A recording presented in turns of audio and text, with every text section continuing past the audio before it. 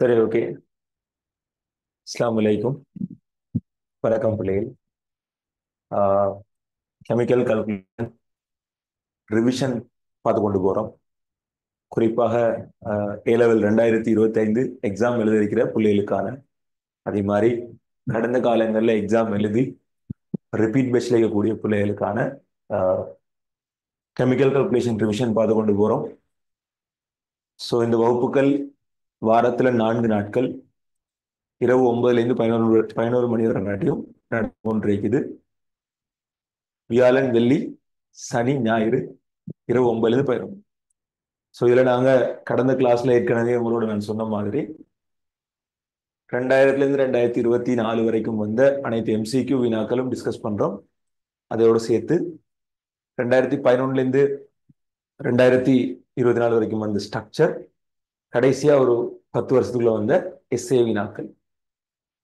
So இவ்வளவு விஷயங்களும் நாங்கள் டிஸ்கஸ் பண்ணி கொண்டு போகிறோம். ஸோ அதோட எதிர்வரக்கூடிய புனிதமான ரமலான் மாதத்தை முன்னிட்டு இந்த நோன்பு காலத்தில் 25 பேட்ச் மாணவர்களுக்கான தியரி வகுப்பாக ஆர்கானிக் அலகினுடைய முழு தியரியும் ஃப்ரீயாக இருக்கும். அதே மாதிரி 26 பேட்ச் மாணவர்களுக்கான தியரி வகுப்பான கேஸஸினுடைய முழு தியரியும் ஃப்ரீயாக இருக்கும். ஸோ இந்த 2 தியரிக்குமான டைம் டேபிள் இன்ஷா அல்லாஹ் என்னோட அடுத்த கிளாஸில் தான் நாளைக்கு அல்லது இன்று இரவு உங்களுக்கு அப்டேட் செய்யப்படும். மோஸ்ட்லி அதிகாலை பொழுதாக தான் இருக்கும் இந்த 2 வகுப்பும். சரி, ஸோ இதுதான் இப்போ நாங்கள் நடத்த போகிற வகுப்புகள் தொடர்பான பேசிக்கான ஐடியா. சரி, ஸோ இந்த கெமிக்கல் கல்குலேஷன் ரிவிஷன் ஏற்கனவே நடைபெற்றது போல ஜென்ரல் கெமிஸ்ட்ரியோட ரிவிஷன் முடிச்ச மாதிரி நாங்கள் சக்ஸஸ்ஃபுல்லாக முடிப்போம். அது மாதிரி கடந்த 5 பேட்சுக்கு நாங்கள் எப்படி ஃபுல்லாக each and every unit complete தியரியோட சேர்த்து, கம்ப்ளீட்டாக தியரி ரிவிஷனோட சேர்த்து நாங்கள் அதனுடைய கொஸ்டின் டிஸ்கஷனையும் முடிச்ச மாதிரி இந்த பேட்சுக்கும் நாங்கள் என்ன செய்வோம், அதை இன்ஷால்லா கம்ப்ளீட்டாக சூம்லேயே முடிப்போம். சரி, ஸோ இன்றைய வகுப்பை நாங்கள் எங்களோட 2வது கிளாஸ் இளைந்தாங்க தொடங்கி கொண்டு போவோம். சரி, ரைட். வகுப்புகள் தொடர்பான மேலதிக விவரங்கள், அது மாதிரி ஃப்ரீ கிளாஸஸ் எப்படி ஜாயின் பண்றது, இதாக்குறது, எல்லா விஷயங்களும் அப்டேட் பண்ணுவோம். அட்மினை இல்லைன்னு சொன்னால் கண்டெக்ட் பண்ணிக்கொள்ளலாம். நாங்கள் இன்றைக்கு அப்டேட் பண்ணதுக்கு பிறகு சரி நாங்கள் ஒரு போஸ்டர் ஒன்று போடுவோம். ஸோ அதன் பிறகு நீங்கள் என்ன செய்யலாம், தேவையான மாணவர்கள் அட்மினை கண்டெக்ட் பண்ணி கொண்டு கொள்ளலாம். உங்களால் முடியுமா இருந்தால் சரியா எதிர்வரக்கூடிய அந்த ஆர்கானிக்கும் கேஸஸும் முற்றுமுழுதாக ஃப்ரீயா நடக்கக்கூடிய வகுப்பு, எந்த ஒரு சொந்த லாபமும் இல்லாம ஒரு புனிதமான மாதத்துல யாருமே செய்யாத வேலை. சரியா, ஸோ பிள்ளைகள் யாரா இருந்தாலும் படிச்சுட்டு போகணும்னு நம்பி அதை லான்ச் பண்றேன். உங்களால முடியுமாக இருந்தால் நீங்க என்ன செய்யுங்க, எல்லாரும் அதை ஷேர் பண்ணி ஏதோ ஒரு வகையில பயன்பெறக்கூடிய ஒவ்வொரு பிள்ளைக்கும் அதனுடைய நன்மைகள்ல நீங்களும் என்ன செய்யுங்க, கட்டாயம் பங்குதாரராக மாறிக்கொள்ளும். சரி, ஸோ நாங்கள் இன்னைக்கு எங்களோட கெமிக்கல் கல்குலேஷன் ரிவிஷன் வகுப்பை இதோட தொடங்குவோம். 2வது கிளாஸ்ல இன்னைக்கு இருக்கிறோம். சரி, ஸோ கவனிப்போம். ஸோ எல்லாரும் டியூட் எடுத்திருப்பீங்கன்னு நம்புறேன். ஆல்ரெடி டியூட் எங்களோட பப்ளிக் குரூப்புகளில் பெய்டு ஸ்டூடெண்ட்ஸுக்கு வேறையாகவும், அதே நேரம் ஃப்ரீ கிளாஸ் முதல் 2 கிளாஸும் ஃப்ரீ கிளாஸ்னுட்டால ஃப்ரீ கிளாஸுக்கான டியூட் வேறையாகவும் போடப்பட்டிருக்குது. ஸோ பெய்ட் கிளாஸுக்கு கிட்டத்தட்ட 100 எம்சிக்யூ டிஸ்கஷனுக்கான டியூட் வந்து சேர்ந்திருக்கும். அதே நேரம் ஃப்ரீ கிளாஸுக்கு மட்டும் ஜாயின் பண்ணக்கூடிய பிள்ளைகளுக்காக நாங்கள் என்ன செஞ்சிருக்கிறோம், கிட்டத்தட்ட ஒரு 40 அல்லது 50 எம்சிக்யூ உள்ளடங்கிய டியூட்டை நாங்கள் வெளியில போட்டியிருக்கோம். சரி, ரைட். எங்களோட கடந்த வகுப்புல நான் இதுவரைக்கும் உங்களோட மூல் அப்படின்னா என்ன, செறிவுண்டா என்ன, மூல் சார்ந்த கணிப்புகள் எப்படி வருது, அது மாதிரி கல்குலேஷன் கேள்விகள் என்ன விதத்தில் அமையுது, இதெல்லாம் பத்தி ஒரு பிரீஃப் ஐடியா ஒன்று தந்துருது. ஸோ அதனுடைய வீடியோ இன்னும் யூடியூப்ல கெமிக்கல் கல்குலேஷன் டே 1 சொல்லக்கூடிய டாபிக்கோட எங்களோட யூடியூப் லைவ் பக்கத்துல நீங்க பார்த்துக்கொள்ளலாம். அது இன்னும் இருக்குது. சரியா, ஸோ அதோட சேர்த்து நாங்க என்ன செய்யறோம், இந்த எங்களோட டே 2 நாங்கள் தொடங்குவோம்.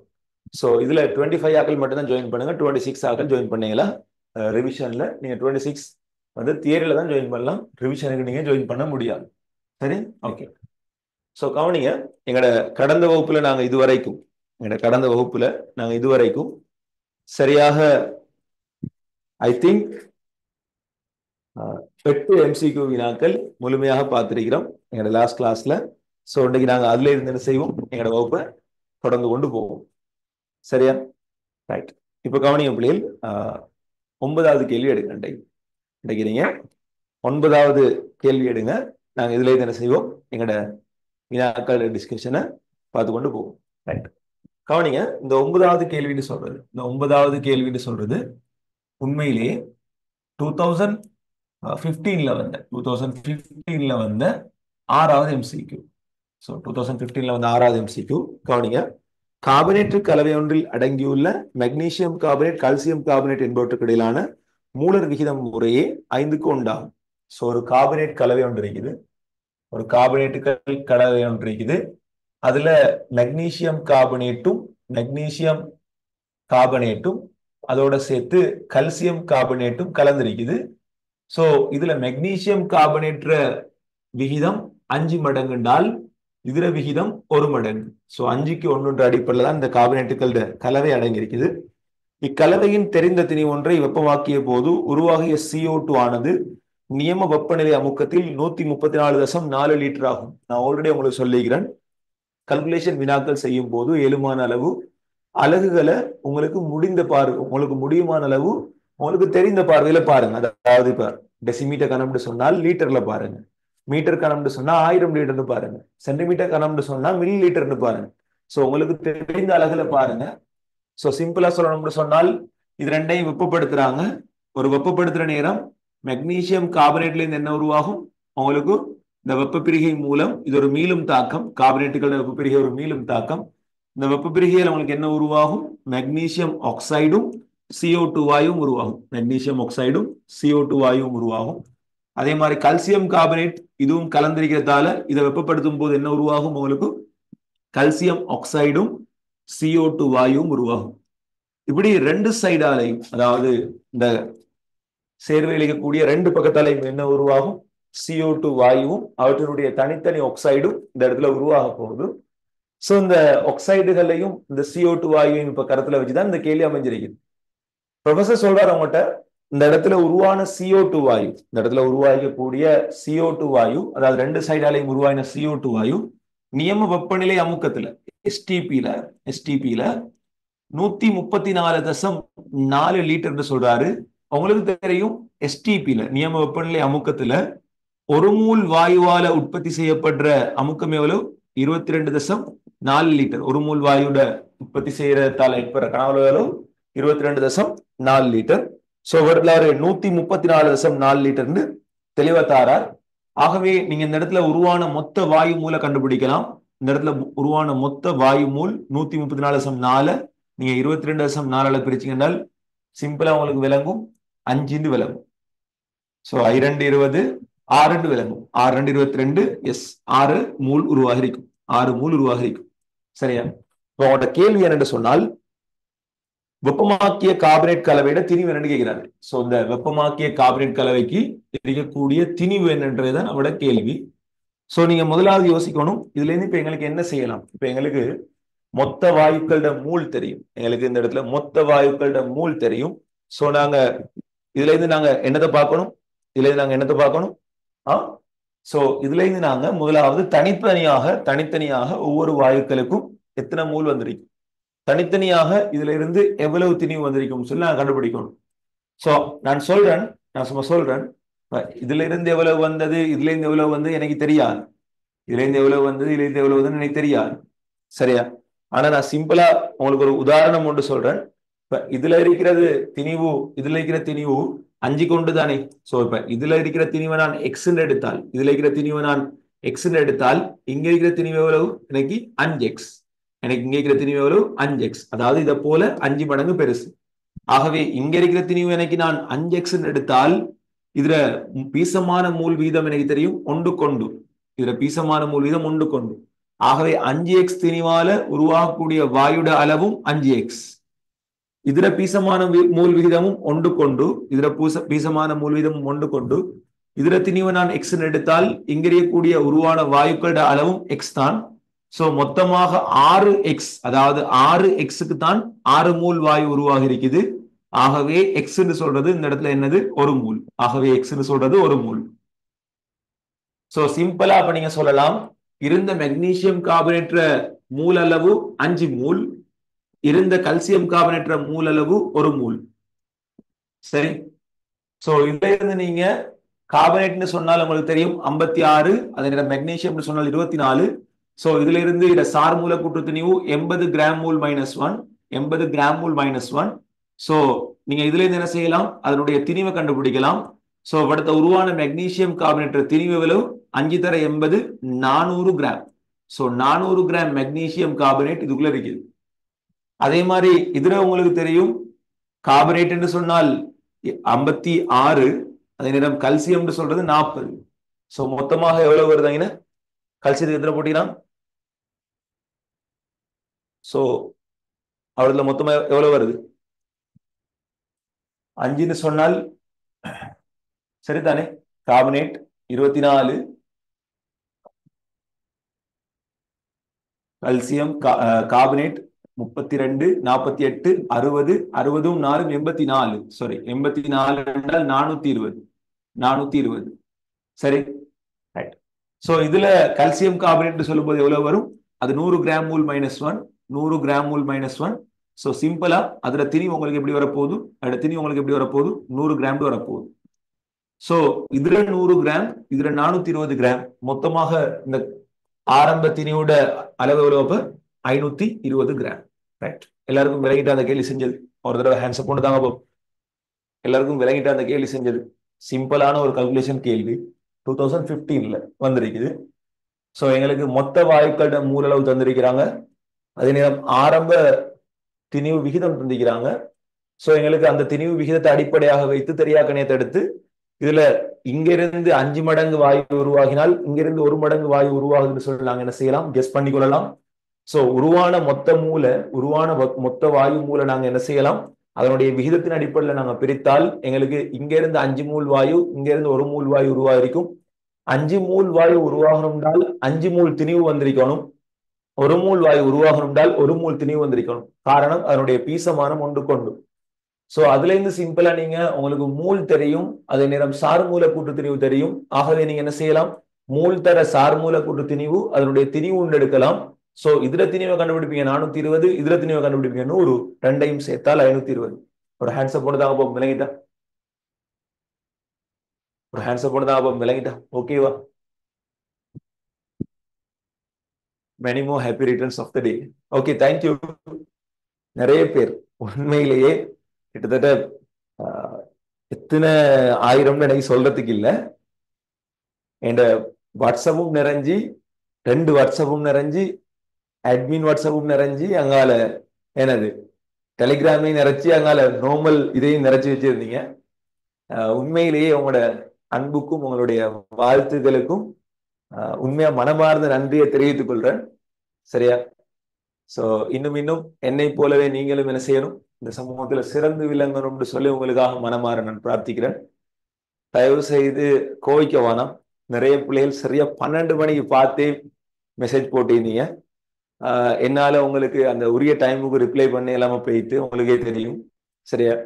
சோ அதனால நீங்க என்ன செய்யுங்க, தயவு செய்து என்னால் உங்களுக்கு ஒரு மனக்கசப்பு இருந்தால், உதாரணமா சாருக்கு நம்ம இவ்வளவு கஷ்டப்பட்டு மெசேஜ் போட்டோம், இவ்வளவு நேரத்துக்கு சார் ரிப்ளை பண்ணலன்னு சொல்லி நீங்க நினைச்சிருந்தால் நான் அதுக்காக முதலாவது மட்டும் மன்னிப்பு கேட்டுக்கொள்றேன். அதே நேரம் உங்களுக்கு என்றைக்குமே என்ன செய்யறேன், ஆசீர்வாதத்தையும் என்னுடைய பிரார்த்தனைகளையும் உங்களுக்காக நான் கட்டாயம் டெடிகேட் பண்ணிக்கொள்றேன். சரி, ஓகே. சோ இதுதான் எங்கட 9வது கேள்வி. நாங்க இப்ப எங்கட 10வது கேள்விக்குள்ள போவோம். சரி, ரைட். எங்கட 10வது கேள்விக்கு வாங்க பிள்ளைகள், எங்கட 10வது கேள்விக்கு வாங்க. சோ 10வது கேள்வி பாருங்க பிள்ளைகள், எஸ்டிபியில் அதாவது நியம வெப்பநிலை அமுக்கத்தில் எத்தைன் சொன்னா என்ன பிள்ளைகள், C2H2, C2H2 மெத் எத் ப்ரோப் அப்படின்னா எத்துன்னு சொன்னால் 2 கார்பன், எத்தைன் சொன்னால் ட்ரிபிள் போன். சோ C2H2 இதுதான் எத்தைன். சோ எத்தைனின் 1120 மில்லி லிட்டர் 1120 மில்லி லிட்டர்னா 1.12 லிட்டர் 1.12 லிட்டர். ஓகே, தயாரிக்க வேண்டியுள்ளது. எத்தைன் லட்சிய வாயுவாக நடக்கும் எனில் இங்கு தேவையான கல்சியம் கார்பைட்ரை திணிவு. சோ சிம்பிளா உங்களுக்கு சொல்றாரு, கல்சியம் கார்பைட்ல இருந்து தான் எத்தைன் தயாரிக்கிறேன்னே சொல்லிட்டாரு. உண்மையிலேயே கல்சியம் கார்பைட்டை நீரோட தாக்கம் புரிய செய்வதன் மூலம் உங்களுக்கு என்ன கிடைக்குதுன்னு சொன்னால் கல்சியம் ஹைட்ரோக்சைட்டும் இந்த இடத்துல எத்தைன் வாயுவும் கிடைக்குது, C2H2வும் கிடைக்குது. சரியா, இதுதான் உங்களோட தாக்கத்துக்கான எளிய சமன்பாடு. இதுல இருந்து நீங்க இந்த ரசாயன தாக்கத்தை சமப்படுத்த விரும்பினால் 1:2 சொல்ற பீசமானத்தை நீங்க கன்சிடர் பண்ணலாம், ஈஸியா நீங்க சமப்படுத்திக் கொள்ளலாம். இதன் மூலமாக உங்களுக்கு 1:2 சொல்ற அடிப்படையில் தான் என்ன செய்யுது, சரி 1:1 சொல்ற அடிப்படையில் என்ன செய்யுது, உங்களுக்கான விளைவும் கிடைக்குது. சோ விளைவும் கிடைச்சு கொள்ளுது. சோ இதுல இருந்து நீங்க விளங்கிக் கொள்ளணும், ஒரு மூல் வாயு உருவாகணுமாக இருந்தால், சரியா, ஒரு மூல் வாயு உருவாகணுமாக இருந்தால் தேவையான கல்சியம் கார்பைட்ர திணிவும் தேவையான கல்சியம் கார்பைட்ர அளவும் ஒரு மூல் தான். ஒரு மூல் வாயு உருவாகணும் என்றால் எவ்வளவு தேவை, ஒரு மூல் உருவாகணும். ஆகவே நீங்க யோசிக்கணும் பிள்ளைகள், இந்த இடத்துல எங்களுக்கு உருவான வாயு மூல் எவ்வளவு. சோ மூல் சமன் உங்களுக்கு தெரியும் 1.12 லிட்டர் உருவாக இருக்குது. ஆனால் நியம வெப்பநிலை அமுக்கத்துல எவ்வளவு உருவாகணும், லட்சிய வாயுக்களுக்கு 22.4 லிட்டர் உருவாகணும். சுருக்களுக்கு பயப்படாம எப்பயும் தசமதானத்தை மறந்து பாருங்க. சும்மா உதாரணமா இதுல இருந்து 2 தசமதானம் பின்னுக்கு போனா எவ்வளவு வருது, 112. 112 22 சுருக்கினா எவ்வளவு வரும், 5 வரும். சோ 110 வந்துடும். சோ 5 நீங்க 2 தசமதானம் பின்னுக்கு போனதால எப்படி சொல்லலாம், 0.05 மூல். 0.05 மூல். எவ்வளவு வேகமா சுருக்கியலுமோ அவ்வளவு வேகமா சுருக்குங்க, தம்பிமார். இப்ப உங்களுக்கு தெரியும், இங்க ஒன்றுண்டால் இங்க ஒன்று, இங்க 0.05 என்றால் இங்கேயும் 0.05. ஆகவே உங்களுக்கு தேவையானது 0.05 மூல். அதே நேரம் இப்ப உங்களுக்கு என்ன தெரியும், இந்த கல்சியம் கார்பைட்ர திணிவு கண்டுபிடிக்கணும். ஆகவே மூல் தர அதனுடைய சார் மூல கூட்டு திணிவு கல்சியம் 40, கார்பன் 2 இருக்குது 12 12 24. ஆகவே 64 கிராம் மூல் -1. சோ சிம்பிளா நீங்க என்ன செய்யலாம், இப்பயும் ஒன்றும் இல்ல, இந்த 0.05 சொல்றது சிம்பிளா சொல்லணும்னால் 5 சொல்றது 10/2 ஞாபகம் வைங்க. 10/2 அப்படின்னா அரைவாசி. சோ அரைவாசின்னு சொல்றது 2. ஆனா இங்க இருக்கிறது என்னது, 0.05. ஆகவே இங்க என்ன வரப்போகுது, 3.2 கிராம். 3.2 கிராம். சோ சிம்பிளா நீங்க சுருக்கலாம். எவ்வளவுக்கு எவ்வளவு கல்சியம் எனது கல்குலேஷன்ல நீங்க சுருக்கலை ஃபாஸ்ட் ஆக்குறீங்களோ, எவ்வளவுக்கு எவ்வளவு உங்களால வேகமா சுருக்க முடியுமோ அவ்வளவுக்கு அவ்வளவு நீங்க என்ன செய்யலாம், கெமிக்கல் கால்குலேஷன் பாடப்பரப்புல வினாக்களை மிக இலகுவாக திறம்பட செய்து முடிக்கலாம். சரி, சோ இந்த 2 கேள்வியும் விலகினாக்க ஒரு ஹேண்ட்ஸ் போட்டு தாங்க பாப்போம். இந்த 2 கேள்வியும் விளங்கிட்டுன்னு சொல்றாங்க ஒரு ஹேண்ட்ஸ் போட்டு தாங்க பாப்போம். முடியும், உங்களால முடியும், முயற்சி செய்யுங்க. சரியா, உங்களால முடியும். திரும்பவும் சொல்றேன், என் வாயை திறந்து நான் ஒரு நாளும் இந்த 5 வருஷ கெரியர்ல நான் சொன்னதே இல்லை உங்களால முடியாது, நீங்க இதெல்லாம் செட் ஆகாது, இது கஷ்டம் அப்படின்னு சொல்ல மாட்டேன். சரியா, உண்மையா சொல்றேன், பிள்ளைகளாகிய உங்களால முடியும். யாரால கனவு காண இயலுமோ அவனால அடையவும் முடியும். சரியா, இந்த உலகத்துல கனவு காண்ற எல்லாருக்கும் அதை அடையறதுக்கான வழிமுறை பிறக்காம இல்லை. சோ நீங்க என்ன செய்யணும், முயற்சியை தான் கூட்டணும். முயற்சியை கூட்டினால் எல்லாமே முடியும். சரி, 11வது கேள்வி கவனிங்க பிள்ளைகள். 11வது கேள்வி. சோ 11வது கேள்வி கவனிங்க. அலுமினியம் ஆனது நீர் சோடியம் ஹைட்ரோக்சைட்டுடன் தாக்கி H2 கேஸை தருகிறது. உண்மையிலேயே நான் உங்களுக்கு ஏற்கனவே சொன்னேன், கல்குலேஷன் ஒன்று நாங்க கேள்வி செய்யற நேரம் எங்களுக்கு என்ன பகுதியும் கலந்து வரும், இன்ஆர்கானிக் பகுதியும் கலந்து வரலாம், ஆர்கானிக் பகுதியும் கலந்து வரலாம், பிசிக்கலும் கலந்து வரலாம், பியோ கல்குலேஷனும் வரலாம். இந்த இடத்துல எல்லாம் வாரது உண்மையிலேயே பியோ கல்குலேஷனோட சம்பந்தப்பட்ட ஒரு இடம் தான். சரி, அந்த இடத்துல வாரதெல்லாம் முழுக்க பீசமானதை தொடர்படுத்தி வரக்கூடிய இடம். அதே நேரம் இல்ல இனோர்கானிக் ஒன்றும் இருக்குது. சோ இப்ப வாரது பியூரா இனோர்கானிக்கும் கல்குலேஷன் தான். உங்களுக்கு ஒன்று தெரியணும். சரியா, ஈரியல்பு மூலகங்கள் NaOH தாக்கம் புரிஞ்சால் என்ன உருவாகும், சிக்கல் ஒன்று உருவாகும். பொதுவா ஈரியல்பு மூலகங்கள் NaOH தாக்கம் புரிஞ்சா என்ன உருவாகும், சிக்கல் ஒன்று உருவாகும். இந்த இடத்துல அவர் சொல்ல வரார், அலுமினியம் NaOH தாக்கம் புரிந்தால் இந்த தாக்கம் அடிப்படையில பிள்ளைகள் 2 வகையாக நடக்கும். ஒன்று துளியாக வன்கார கரைசல் சேர்த்தீங்களாக இருந்தால், கொஞ்சம் கொஞ்சமா வன்கார கரைசல் சேர்த்தீங்களாக இருந்தால் முதலாவது உங்களுக்கு என்ன உருவாகும், அலுமினியத்தினுடைய ஹைட்ரோக்சைடு ஒன்று உருவாகும். அலுமினியம் ஹைட்ரோக்சைடு உருவாகும். இது வீழ்படிவு, ஜெலட்டின் போன்ற வீழ்படிவு.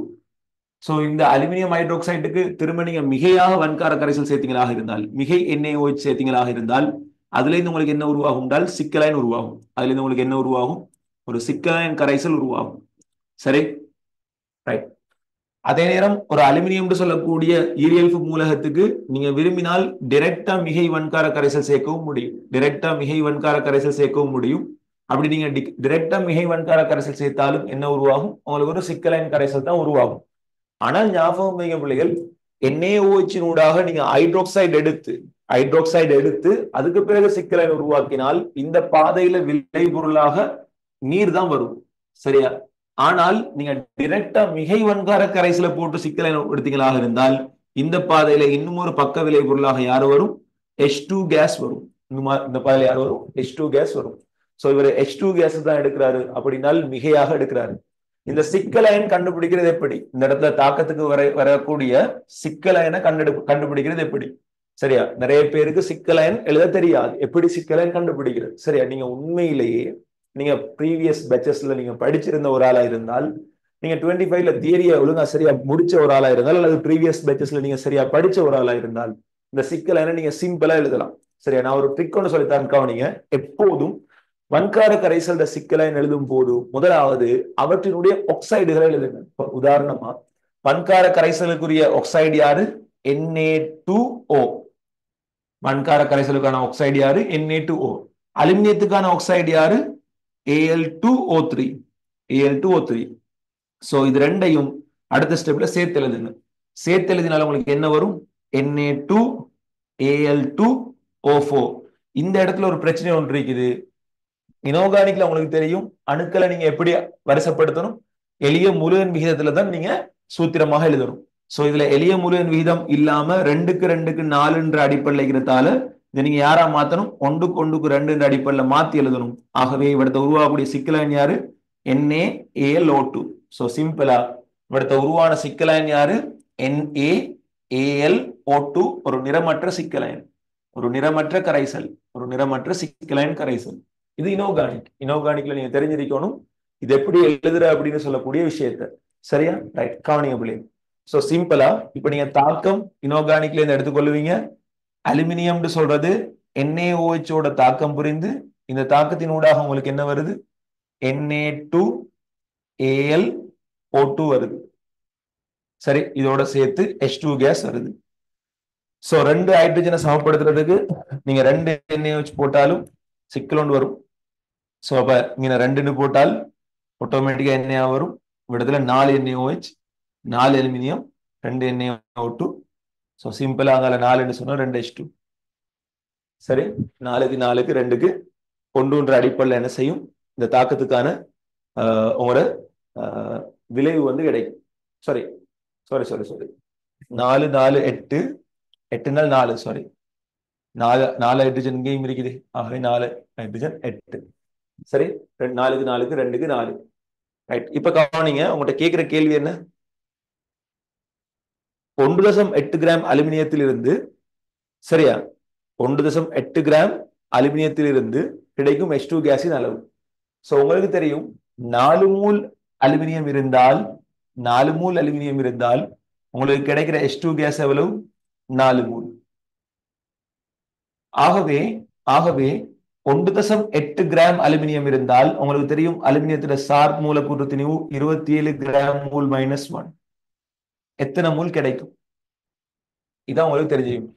சோ 18/27 சொல்றது கிட்டத்தட்ட 2/3 மாதிரி தான். 2/3 2/3 என்றால் அண்ணாவா 0.66 தான். 0.66 தான். சரியா? சோ சிம்பிளா 0.66. சோ இதுல 0.6 மாதிரி வரக்கூடிய, சாரி 0.066, 18 இல்லையே, 0.066 வரணும். 0.066 அது அன்னளவா நீங்க என்ன சொல்லலாம்? 0.067 மூல்னு சொல்லலாம். சோ இது தொடர்ச்சியா போய் கொண்டிருக்கும். சோ 0.067 மூல் H2 கேஸ் கிடைக்கும். சரியா? விளங்கிட்டா? எல்லாருக்கும் ஒரு ஹேண்ட்ஸ் போட்டு பண்ணுங்க பாபு. விளங்கிட்டா? Sorry, NaAlO2.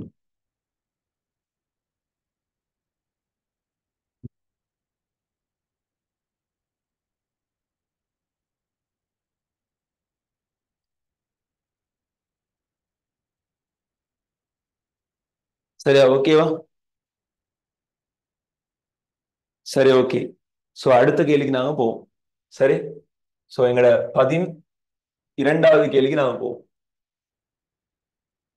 தாராளமா ஒவ்வொரு வினாக்களையும் நாங்க என்ன செய்வோம், அதனுடைய தியரி ரிவிஷனை அடிப்படையாக வைத்து அதுக்கு ஒரு ஷார்ட் நோட்டோட சேர்த்து நாங்க எம்சிக்யூ அனைத்தையும் முடிக்கிற மாதிரி ஸ்ட்ரக்சரை நாங்க செய்வோம். சரி. சோ வியாழன் வெள்ளி ஆகிய 2 தினங்களும் இரவு நேரம் 9-11 அதனுடைய எம்சிக்யூ ரிவிஷன் எங்களுக்கு சக்சஸ்ஃபுல்லா முடியும். அதே நேரம் சனி ஞாயிறு ஆகிய மற்ற 2 தினங்களும் அதனுடைய ஸ்ட்ரக்சரை ரிவிஷன் டிஸ்கஷன் எங்களுக்கு முடியும். சரி. சோ நீங்க ஹவெவர் நீங்க சிம்பிளா எக்ஸாமுக்கு போறதுக்கு முன்னால என்ன செய்யலாம், வீட்டுல இருந்தே எல்லாத்தையும் தெளிவா படிச்சு கொள்ளலாம். சரி. சோ அதே மாதிரி 25 பேட்சுக்கான தியரி வகுப்புகளும் இன்ஷால்லா எதிர்வரக்கூடிய ஏப்ரல் அல்லது மே மாதத்துக்கு முன்னாலேயே உங்களுக்கு என்ன செஞ்சிடும், இந்த முறை சிலபஸ் முடிஞ்சிடும். வலிமையாக நான் சிலபஸ் ஜனவரிக்கு அல்லது பிப்ரவரிக்கு முடிக்கிறது. ஆனா இந்த முறை கொஞ்சம் சிக்கலால அது என்ன செய்யும், ஒரு 2 மாசம் பின்னுக்கு போக வேண்டிய சிக்கலோண்டு உருவாகிட்டு. சரியா? சோ ரெக்கார்டிங் வகுப்புகள் எல்லா கட்டணம் செலுத்திய வகுப்புகளுக்கும் கிடைக்கும். அதே நேரம் 26 ஆக்களுக்கு இப்ப கெமிக்கல் கால்குலேஷன் தியரி வச்சு தான் போய் கொண்டிருக்குது. தயவு செய்து கிளாஸ் டீச்சர்ஸ் கேட்கிறாக்கள் அட்மினை கண்டெக்ட் பண்ணுங்க. நல்ல பிள்ளைகளாட்டம் எனக்கு தொடர்ந்து சொல்லி கொண்டிருக்க இயலாது. சரியா? ஃபார் கிளாஸ் டீடைல்ஸ் நீங்க என்ன செய்யுங்க, அட்மினை கண்டெக்ட் பண்ணுங்க. ஏழுமான அளவு நாங்க கிளாஸ்ல எங்களோட படிப்பிக்கிற வேலையை மட்டும் நாங்க செய்ய பார்ப்போம். சரியா? ஏழுமான அளவு நாங்க போட்ட அந்த ஃப்ரீ கிளாஸ்ல நாங்க படிப்பிக்கிற வேலையை மட்டும் செய்வோம். தேவையான ஆட்கள் அங்க அட்மினை கண்டெக்ட் பண்ணிக்கோம். சரியா? என்ன டைம் வேஸ்ட் பண்ண தேவையில்லை நாங்க. சரி, ரைட். சோ 12வது வினாவை பாருங்க முடியல. 12வது கேள்வி. சரி, ரைட். கார்பன் மோனாக்சைடு மாதிரி ஒன்று இருக்குதான். கார்பன் மோனாக்சைடு மாதிரி ஒன்று இருக்குது. சரி. சோ கார்பன் மோனாக்சைடு மாதிரி C614 ஆக்சிஜன் 816 ஆகிய சமதானிகளை மாத்திரம் கொண்டுள்ளது. இன்னும் ஒரு கார்பன் மோனாக்சைடு மாதிரி C612 ஆக்சிஜன் 818 ஆகிய சமதானிகளை மாத்திரம் கொண்டுள்ளது. சோ இது 2 விதமாக கட்டமைக்கப்பட்டிருக்குது. ஒன்று கார்பன் 612 ஆக்சிஜன் 818, இன்னும் ஒன்று கார்பன் 614 ஆக்சிஜன் 816. சோ இப்படி 2 சமதானிகளுக்கு கூடாக உங்களுக்கு என்ன செய்யப்பட்டிருக்குது, இதனுடைய திணிவானது கட்டமைக்கப்பட்டிருக்குது. ஹவெவர் இது எப்படி இருந்தாலும் உங்களுக்கு இந்த கார்பன் மோனாக்சைடு சொல்லக்கூடிய இந்த 2 மாதிரிகள்லையும் அந்த 2 மாதிரிலையும் உங்களுக்கு வரக்கூடிய சார் மூலக்கூட்டு திணிவு அன்னளவா 30 கிராம் தான். அன்னளவா 30 கிராம் மூல் -1. அதாவது இதுல மூல திணிவு அன்னளவா 30 தான் வரப்போகுது. ஏன், இது 12ஐயும் 18ஐயும் கூட்டினாலும் 30 தான், 14ஐயும் 16ஐயும் கூட்டினாலும் 30 தான். ஆகவே நீங்க சமதானிகள் எடுத்துக்கொண்டீங்களாக இருந்தால் உங்களுக்கு தெரியும், நாங்க ஜெனரல் கெமிஸ்ட்ரி ரிவிஷன்ல சமதானிகளோட இயல்புகளை உங்களுக்கு அழகா நான் பட்டியல் படுத்தி விளங்கப்படுத்திக்கிறேன். ஒரு சமதானிகளுக்கு என்னென்ன இயல்புகள் மாறும், என்னென்ன இயல்புகள் மாறாது. சமதானிகளுக்கு இடையில மாறாத இயல்புகள் கொஞ்சம் இருக்குது. சமதானிகளுக்கு இடையில மாறாத இயல்புகள் கொஞ்சம் இருக்குது. சரியா? சமதானிகளுக்கு இடையில மாறக்கூடிய இயல்புகளும் இருக்குது. சரி, இப்படி விளங்கப்படுத்தாம இப்படி சொல்றேன். சமதானிகளுக்கு இடையில 2 இயல்புகள் இருக்குது. ஒன்று இரசாயன இயல்புகள், இன்னும் ஒன்று பௌதிக இயல்புகள். சரி, ரசாயன இயல்புகள் எடுத்துக்கொண்டீங்களாக இருந்தால் கெமிஸ்ட்ரி சொல்லும் சமதானிகளோட இரசாயன இயல்புகள் என்ன செய்யாது, சமதானிகளுக்கு இடையில மாறாது. ஆனால் பௌதிக இயல்புகள் எடுத்தீங்களாக இருந்தால் சமதானிகளுக்கு இடையில மாறும் பௌதிக இயல்புகளும் இருக்கும், சமதானிகளுக்கு இடையில மாறாத பௌதிக இயல்புகளும் இருக்கும். சரியா? 2 வகையான இயல்பும் இருக்கும். பொதுவாக எங்களுக்கு ரசாயன இயல்புன்னு சொன்னால் நாங்க நிறைய நினைச்சு வச்சு கொண்டிருப்போம் மனசுல. ஆனா உண்மையிலேயே கெமிஸ்ட்ரியில ரசாயன இயல்புன்னு சொல்றது 3 மட்டும்தான். ஒன்று ஒக்சியேட்ரேன், அது ஒரு ரசாயன இயல்பு. இரண்டாவது வலுவளவு, அது ஒரு ரசாயன இயல்பு. மூன்றாவது மின் எதிர்த்தன்மை, அது ஒரு ரசாயன இயல்பு. சோ இது தவிர நீங்க நினைக்கிற மாதிரி தாக்க வீதமோ, நீங்க நினைக்கிற மாதிரி என்னது மத்த கணியங்களோ ரசாயன இயல்புகள் இல்லை. சரி, பௌதிக இயல்புகளை எடுத்தீங்களாக இருந்தால் உங்களுக்கு தெரியும், சமதானிகளுக்கு இடையில ஒரே அணுவின் வேறுபட்ட திணிவன். சோ திணிவுதான் மாறப்போகுது. சோ திணிவோட சம்பந்தப்பட்ட எல்லா விடயங்களும் என்ன செய்யும், மாறக்கூடியதாக இருக்கும். திணிவு மாறினால் பருமன் மாறும். திணிவு மாறினால் பருமன் மாறும். திணிவு மாறினால் அடர்த்தி மாறும். திணிவோட தான் வந்தர்வாளின் கவர்ச்சி தொடர்பட்டிருக்குது. ஆகவே வந்தர்வாளின் கவர்ச்சி தொடர்பட்டதால கொதிநிலை மாறும், உருகுநிலை மாறும். இதெல்லாம் சமதானிகளுக்கு இடையில மாறக்கூடிய விஷயங்கள். சமதானிகளுக்குள்ள மாறாதவை என்று சொன்னால் சமதானிகள் யாவும் ஒரே நிறம். சமதானிகளுக்கு இடையில என்ன செய்யாது? மனத்துல வித்தியாசம் இருக்காது, நிறத்துல வித்தியாசம் இருக்காது, தாக்க விதத்துல வித்தியாசம் இருக்காது, அணு ஆரையில வித்தியாசம் இருக்காது, அயனாக்கல் சக்தியில வித்தியாசம் இருக்காது. நீங்க நினைப்பீங்க அணு ஆரை, அயனாக்கல் சக்தி இதெல்லாமே என்ன நினைப்பீங்க? ரசாயன இயல்புன்னு நினைப்பீங்க. இல்ல, அதெல்லாம் பௌதீக இயல்புகள். அது மாதிரி சமதானிகளுக்கு இடையில இலத்திரன் நாட்டல் சக்தியில மாற்றம் இருக்காது, இலத்திரன் நாட்டல் சக்தியில மாற்றம் இருக்காது. அது மாதிரி சமதானிகளுக்கு இடையில சரியா,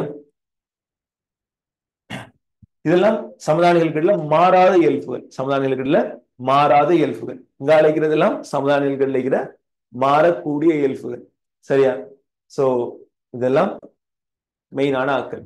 ரைட், கவனிங். இப்ப இவரை எடுத்துக்கொண்டீங்களாக இருந்தால் நீங்க ஒரு விஷயத்தை விளங்கிக் கொள்ளணும். திணிவு மாறுறது உண்மை. சரியா? திணிவு மாறுறது உண்மை. சரியா?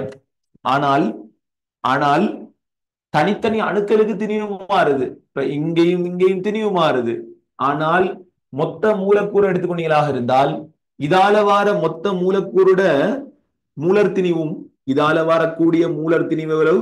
30 தான். இந்த சேர்வை இப்படி சேர்ந்தால் வரக்கூடிய மூலர் திணிவு எவ்வளவு? 30 கிராம் மூல் -1. இந்த சேர்வை இப்படி சேர்ந்தால் வரக்கூடிய மூலர் திணிவு எவ்வளவு? அதுவும் 30 கிராம் மூல் -1. ஹவெவர் ரெண்டு பாத்தியால வந்தாலும் மூலர் திணிவு, அதாவது கார்பன் மோனோக்சைடுக்கான மூலர் திணிவு மாறல. ஆனா தனித்தனியா மாற நேரம் என்ன செய்யலாம்? அணுக்களுக்கு இடையில இருக்கக்கூடிய மூலர் திணிவு மாறலாம். இப்போ உதாரணமா இங்கே இருக்கிற ஆக்சிஜன் மூலர் திணிவு 18, இங்கே இருக்கிற ஆக்சிஜன் மூலர் திணிவு 16, இங்கே இருக்கிற கார்பன் மூலர் திணிவு 12, இங்கே இருக்கிற கார்பன் மூலர் திணிவு 14. இது மாறலாம், தனித்தனியா வரக்கூடிய சந்தர்ப்பத்துல மாறலாம். ஆனால் நல்லா ஞாபகம் வைங்க, மொத்த மூலக்கூறுக்கும் எடுத்து பார்க்கிற நேரம், மொத்த மூலக்கூறு மீன் கார்பன் மோனோக்சைட ஃபுல்லா கருதுற நேரம் வரக்கூடிய மூலர் திணிவு என்ன செய்யல? இது மாறல. சரியா? ஆகவே இதை நீங்க நல்லா ஞாபகம் வைக்கணும் இந்த கேள்வியை செய்யும் போது. ரைட், கவனிங்க. 2002ல வந்த முதலாவது MCQ. ரைட், பாருங்க. ரசாயன தாக்குதிறன் ஒரு மாறாத இயல்பு. மூலர் திணிவு உண்மையிலேயே திணிவு மாறுது. ஆனால் கார்பன் மோனோக்சைடு பார்க்கும்போது ரெண்டுலையும் திணிவு சமணம் இருக்குது. ஆகவே இந்த ரெண்டு மாதிரிகளுக்குள்ளேயும் மூலர் திணிவு என்ன செய்யல? மாறல. மூலர் கனவளவும் மாறாது. சரியா? மூலர் கனவளவு என்ன செய்யாது? மாறாது. ஆனால் மூலர் அதாவது கனவளவு மாறும், பரமன்மார்கள் கனவளவு மாறும். ஆனா ரெண்டுலையும் இங்க பரமன் சமன் தான். ஆகவே மாறாது. நியம வெப்பநிலை அமுக்கத்தில் அடர்த்தி என்ன செய்யும்? மாறக்கூடிய பௌதிக இயல்பு. சோ அது மாறும். சரியா? அப்படித்தானே? அடர்த்தி என்ன செய்யும்? மாறக்கூடிய பௌதிக இயல்பு, அது மாறும். அது எப்ப மாறும்? தனித்தனி அணுக்களுக்கு மாறும். ஆனா ரெண்டுலையும் இப்ப என்னது? இப்ப உண்மையிலேயே பருமன் சொல்றது இடத்துல கனவளவு தான். சரியா? அப்ப அடர்த்தின்னு சொல்றது D=m/v. திணிவு மாறல்ல. இதுலயும் ரெண்டு மாதிரிலையும் மாற திணிவு 30 தான். ரெண்டு மாதிரிலையும் இப்ப பருமன் மாறாது. ஆகவே ரெண்டு மாதிரிலையும் அடர்த்தி மாறாது.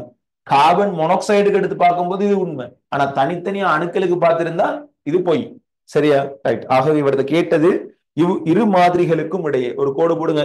இரு மாதிரி, அதாவது இதால வார கார்பன் மோனோக்சைடுக்கும் இதால வார கார்பன் மோனோக்சைடுக்கும் தான் கேட்கிறாரு. சோ ரெண்டு மாதிரியை தான் கம்பேர் பண்றாரே தவிர இதுல இருக்கிற அணுக்களுக்கு இடையில அவர் கம்பேர் பண்ணல. இங்க கம்பேர் பண்றது மொத்த மாதிரி ரெண்டையும்.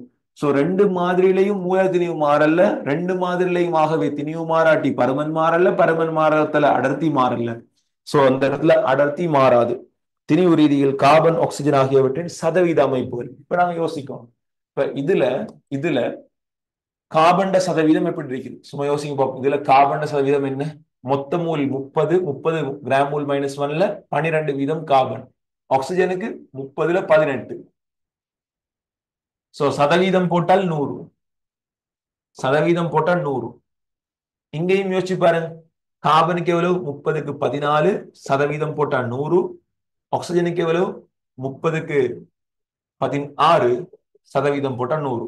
ஆகவே ரெண்டுக்கும் தனித்தனியா பார்க்கிற நேரம் தனித்தனி அணுக்களோட சதவீத அமைப்பு என்ன செய்து மாறுது. தனித்தனியாக அணுக்களுடைய சதவீத அமைப்பு தான் மாறுது.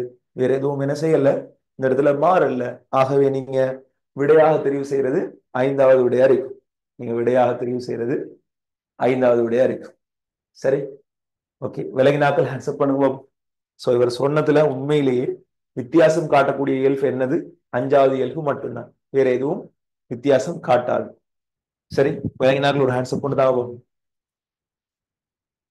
விலங்கினாக்கள் ஒரு ஹேண்ட்ஸ்அப் போட்டுதான்.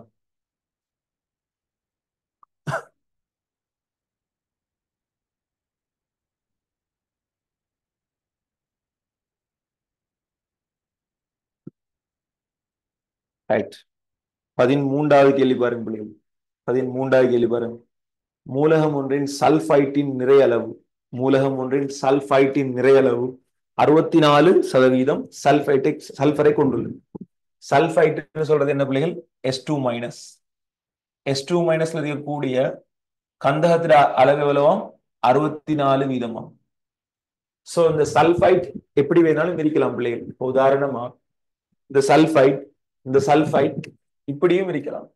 X2S, அதாவது ஒரு வலுவளவு உள்ள ஒரு அணு, அல்லது XS, இது ஒரு இரு வலுவளவு உள்ள அணு, அல்லது இப்படி X2S3, இது 3 வலுவளவு உள்ள அணு இருக்கலாம் தானே?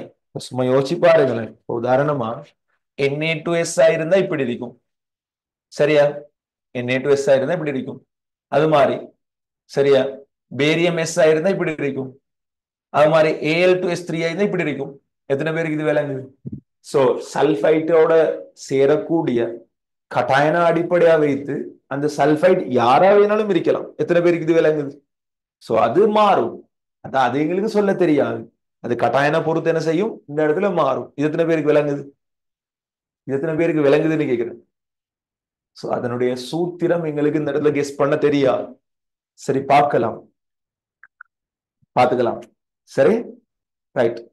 மூலகத்தின் சல்பேட் அமோனியம் சல்பேட்டுடன் இரட்டை உப்பொன்றை உருவாக்கக்கூடியது. சோ மூலகத்தினுடைய சல்பேட், அதாவது ஒரு அறியப்படாத மூலகம் சொல்றாரு, அதை எக்ஸ்ன்னு எடுப்போம். இந்த எக்ஸுக்கு எங்களுக்கு என்ன சூத்திரம் இருக்கும்னு எங்களுக்கு தெரியாது.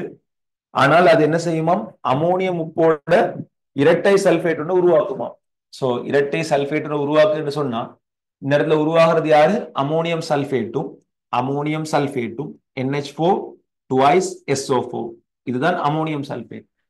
அதே மாதிரி இரட்டை உப்பு உருவாக்குதான். இவ் இரட்டை உப்பின் பளிங்குகள் potassium sulphate, chromium sulphate .24H2O பளிங்குகளின் உருவை போன்றன. சோ சாம்பிள் ஒன்று தாராரு, சாம்பிள் ஒன்று தாராரு. K2SO4 .Cr2SO4 3 .24H2O, இதனுடைய பளிங்குகளை ஒத்த பளிங்குகள், இதனுடைய பளிங்குகளை ஒத்த பளிங்குகளை தான் இது உருவாக்குதுன்னு சொல்றாரு. அப்ப இந்த பிள்ளைகள் சரியா கொஞ்சம் யோசிங்க பிள்ளைகள், கொஞ்சம் யோசிங்க. இதுல அமோனியம் சல்பேட் வலுவளவு என்ன பிள்ளைகள்? ஒன்று, சக ஒன்று. இங்க இருக்கிற அமோனியம் சல்பேட் வந்து சக ஒன்று. சோ இதை ஒத்த கூறு யாரு இங்க இருக்கிறது? இவர். இதை ஒத்த கூறு இங்க இருக்கிறது யாரு? இவர். சும்மா யோசிங்க, ரெண்டு மொண்டு மாதிரி இருக்கா? இருக்கு. ஆகவே அமோனியம் சல்பேட்டோட சேர்ந்து இருக்கிறது யாரு? அமோனியம் சல்பேட்டோட சேர்ந்து இருக்கிறது யாரு? நிறையக்கூடிய இந்த எக்ஸ்ன்னு சொல்லக்கூடிய சல்பேட், நிறையக்கூடிய இந்த எக்ஸ்ன்னு சொல்லக்கூடிய சல்பேட். ஆகவே அது யாரை போல இருக்கணும்? அது யாரை போல இருக்கணும்? இதே மாதிரி இருக்கணும். சோ X2SO4 3 இருக்கணும். ஆகவே எக்ஸினுடைய வலுவளவுன்னு சொல்றது +3 இருக்கணும். எக்ஸினுடைய வலுவளவுன்னு சொல்றது +3 இருக்கணும். ஆகவே இவிடத்த வார என்னது? X2, அதாவது சல்பைட் சூத்திரம் எப்படி இருக்கணும்?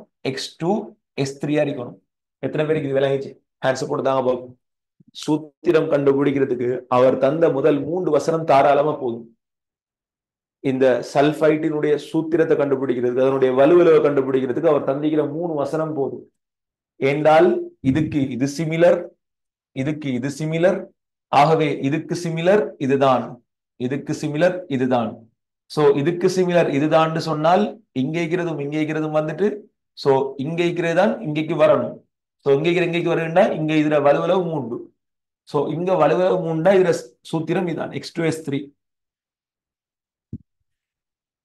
விளங்கினார்கள்? ஒரு ஹேண்ட்ஸ் அப் தான் பாபு.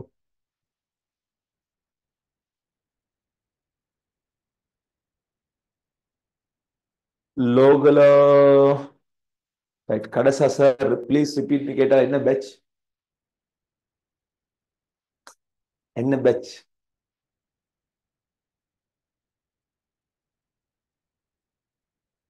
என்ன பேட்ச்? 25. ஓகே, கொஞ்சம் யோசிங்க. அவர் சொல்றார் அவர் சொல்றார் கீழே ஒரு பளிங்கு ஒன்று தந்து அவர் சொல்றாரு இந்த அறியப்படாத மூலகம், அதாவது ஏற்கனவே இருக்கிற அந்த மூலகம் இருக்கிற சல்பேட், சல்பைட் இல்ல சல்பேட், அந்த சல்பேட் கீழே இருக்கிற சல்பேட்டை போலதான் அமோனியம் சல்பேட்டோட சேர்ந்து ஒரு உப்பை உருவாக்குன்னு சொல்றாரு. ஒரு உப்பை உருவாக்குன்னு சொல்றாரு. சோ இதை ஒத்த உப்பு தான் இந்த அறியப்படாத மூலகத்தினதும் அமோனியம் சல்பேட்டினதும் கலவைய தரப்போகுது. அமோனியம் சல்பேட்னு சொல்றது பாருங்க, வலுவளவு அமோனியத்துக்கு ஒன்று. ஆகவே இங்கேயும் வலுவளவு உண்டாக்கிறது யாரு? பொட்டாசியம் தான். சும்மா யோசிச்சு பாருங்க. இப்ப இதே இதுல வலுவளவு பாருங்க, இப்படியே மாத்தி விடலாம். சேமா இருக்குது. சரியா? சேமா இருக்குது. சோ அப்ப இந்த சல்பேட்ல உண்மையிலே பொட்டாசியம் சல்பேட் தான் கிட்டத்தட்ட அமோனியத்துக்கு ஒப்பாரிக்குது. ஆகவே எக்ஸினுடைய சல்பேட்டுக்கு ஒப்பாரிக்கணும் யாரு? இந்த குரோமியத்தினுடைய சல்பேட் தான் ஒப்பாரிக்கணும். ஆகவே எக்ஸினுடைய சல்பேட் சூத்திரம் எப்படி வரும்? X2SO4 3 வரும். X2SO4 3 சொல்லி வருதுன்னு சொன்னால் எக்ஸினுடைய வலுவளவு சகமூன்று வலுவளவாக வரணும்னு சொன்னால் அதுல சல்பைட்ற சூத்திரம் இப்படி இருக்கணும், இப்படி இருக்கணும். இப்ப விளங்கிட்டா? ஒரு ஃபைனல் ஹேண்ட்ஸ் அப் தாங்க பாபு. வினாவை செய்யறதுக்கு முன்னால ஒரு ஃபைனல் ஹேண்ட்ஸ் அப் தாங்க பாபு. எல்லாருக்கும் விளங்கிட்டா என்ன சொல்ல வாரேன்னு சொல்றது? கிளியரா? Is that clear? Right, okay. So இப்ப பாப்போம். கவனிங்க கவனிங்க. 5 மூலகத்துல இப்ப இதுல யோசிங்க பிள்ளைகள். 5 அணுக்கள் இருக்குது மொத்தம், 2 3. 5 அணுக்கள்ல 3 அணுக்கள் எத்தனை சதவீதத்தை உருவாக்குது? 64% உருவாக்குது. 5ல 3 சொல்றது 64%. 5ல 3 சொல்றது 64%. ஆகவே 5ல 2 மீதமாக இருக்கிற 2 அணுக்கள் தான் எத்தனை சதவீதம்? 36%. 5ல 2 அணுக்கள் எத்தனை சதவீதம்? 36%. சும்மா யோசிங்க. சல்பர் கந்தகத்தினுடைய திணிவு எவ்வளவு? 32 கிராம் -1. கந்தகத்தினுடைய திணிவு எவ்வளவு? 32 கிராம் -1. இதை திணிவு அடிப்படையாக வச்சு சொன்னது. கந்தகத்தினுடைய மூலர் திணிவு 32 கிராம் -1. சோ 3 கந்தகம் எவ்வளவு? 96 கிராம் -1. சோ 96 கிராம் -1 திணிவு தான் 96 கிராம் -1 திணிவு தான் உங்களோட 64%. அப்ப நீங்க தெரிஞ்சிருக்கணும் 36% சொல்றது எவ்வளவு வரும்? இதான் உங்களோட கேள்வி. அப்ப நீங்க சொல்லலாம் 64 சொல்றது 96க்கு, ஆகவே 36க்கு எவ்வளவு? சோ சிம்பிளா இதை வெட்டினீங்க என்று சொன்னால் 3/2, ஆகவே எவ்வளவு?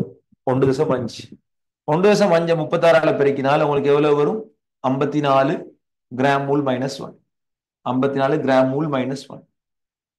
சோ இந்த பக்கத்துல கூடிய அணுவினுடைய, அதாவது இப்ப இதுல மொத்தம் இது 96 கிராம் -1, இதுல திணிவு எவ்வளவு? 54 கிராம் -1. 2 அணுக்களோட சார்மூல கூட்டு திணிவு தான் 54. 2 அணுக்களோட சார்மூல கூட்டு திணிவு தான் 54. ஆகவே ஒரு அணுக்கு எவ்வளவு? அதாவது 5ல 2 தான் இந்த 36%. ஆகவே ஒரு அணு எவ்வளவு? 27 கிராம் -1. எத்தனை பேருக்கு விளங்கிச்சு? ஹேண்ட்ஸ் அப் பண்ணுங்க பாப்போம். சோ இந்த தரப்பட்ட அணுவினுடைய சாரண திணிவு எவ்வளவு? 27 கிராம் -1. 27 கிராம் -1 அது யாரு? அலுமினியம். சோ இதுல சூத்திரம் உங்களுக்கு எப்படி வரப்போகுது? அலுமினியம் Al2S3 சூத்திரம். சோ இதான் சூத்திரம். எத்தனை பேருக்கு விளங்கிச்சு? ஹேண்ட்ஸ் அப் பண்ணுங்க பாப்போம். சிம்பிளா விளங்கப்படுத்திக்கிறேன்னா பக்கா லேசா விளங்கப்படுத்திக்கிறேன். ஒவ்வொருத்தரும் சும்மா என்னது தலைய பிச்சுக்கிட்டு இருந்திருப்பீங்க இந்த கேள்விக்கு. ஆனா இது அவ்வளவு கஷ்டமான ஒரு கேள்வி ஒன்று இல்லை. இது லேசான கேள்வி. சரியா? நான் கொஞ்சம் ஹேண்ட் டவுன் பண்ணுங்க. சும்மா நோமலா கேட்கும். ஹேண்ட் டவுன் பண்ணுங்க எல்லாரும். சரி, மனசாட்சிக்கு விரோதம் இல்லாம ஜெனரல் கெமிஸ்ட்ரி ரிவிஷன் கிட்டத்தட்ட 200 பேருக்கு மேல படிச்சுக்கிறீங்க. சரியா? நான் ஜெனரல் படிக்கும் போது உங்களுக்கு ஒரு வசனம் சொல்லுவேன் அடிக்கடி. என்னது? நான் முதலாவது யூனிட்டை எப்படி படிப்பிக்கிறேனோ அதே மாதிரி தான் கடைசி யூனிட் வரங்காட்டியும் படிப்பேன். என் எல்லா கிளாஸ்லயும் என் இந்த முகத்துல சிரிப்பு இருந்துட்டே இருக்கு. என் எல்லா கிளாஸ்லயும் என் எல்லா தியரி எல்லா பேப்பர்லையும் நான் எல்லாத்தையும் ஒரே பார்வையில செய்வேன். உதாரணமா ஜென்ரலா நான் 30 செகண்ட்ல செஞ்சால் கல்குலேஷனையும் 30ல தான் செய்வேன், இனோகானிக்கையும் 30ல தான் செய்வேன். எல்லா கிளாஸ்லயும் ஒரே ஸ்பீட் ஒரே ஃப்ளோ மெயின்டைன் லைக். ஒரு நாளும் நான் ஒரு எம்சிக்யூ சாராகவோ ஒரு ஸ்ட்ரக்சர் சாராகவோ ஒரு எஸ்ஏ சாராகவோ இருக்க மாட்டேன். ஒரு நாளும் சார் கல்குலேஷன் நல்லா செய்வாரு, எனர்ஜெட்டிக்ஸ் நல்லா செய்வாரு, கேசஸ் நல்லா செய்வாரு, இனோகானிக் நல்லா செய்வாரு, ஓர்கானிக் நல்லா செய்வாருன்னு பேர் எடுக்க விரும்ப மாட்டேன். எப்போதும் சார்னா கெமிஸ்ட்ரி நல்லா செய்வாரு, சார்னா கெமிஸ்ட்ரி சார், இதுதான் நான் பேரா எடுத்துக்கொள்ள விரும்புவேன். இந்த வார்த்தை எத்தனை பேருக்கு ஞாபகம் இருக்குது? நான் உங்களுக்கு சொன்னேன், கல்குலேஷன்ல நீங்க பெருசு பெருசா நினைச்சிட்டு இருக்கிற கேள்விகளை கூட நான் இதே மாதிரி செய்வேன்னு சொன்னேன். ஜெனரல் படிப்பிக்கும் போது சொன்னேன் லாஸ்ட் மந்த். எத்தனை பேருக்கு ஞாபகம் இருக்கு? மனசாட்சியை தொட்டு சொல்லுங்க பாப்போம். என் ஏதாவது ஒரு ஃப்ரீ கிளாஸ்ல சரி அந்த வசனத்தை என் காதால கேட்டிக்கிறார்கள், நான் சொல்லிக்கிறேனா இல்லையா? தியரி படிக்கிறார்கள் சேர்த்தான் கேட்கிறேன், நான் சொல்லிக்கிறேனா இல்லையா அந்த வசனத்தை? அந்த வசனத்தை நான் அப்படியே சொல்லிக்கிறேன். என் நீங்க கடைசி வரைக்கும் பார்த்துட்டு போகலாம் அந்த ஜேர்னில.